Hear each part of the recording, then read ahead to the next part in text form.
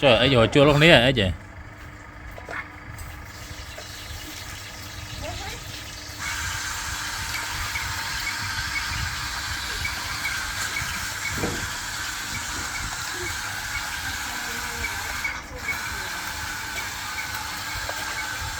ôi ấy cho con này vào rồi chọc cho theo rồi còn được câu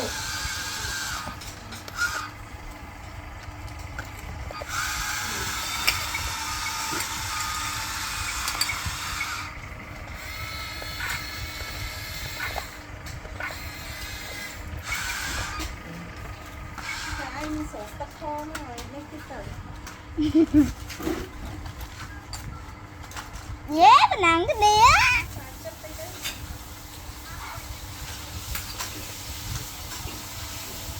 con là bố mà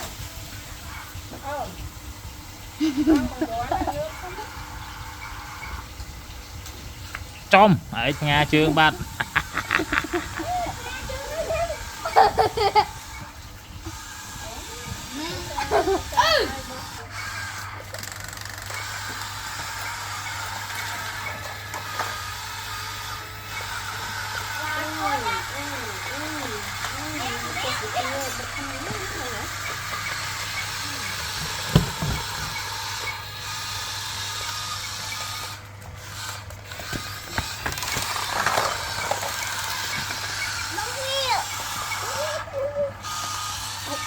tệ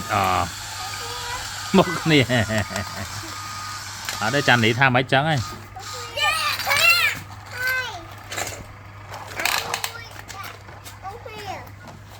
màu anh ấy đại ta nè ấy con cát nè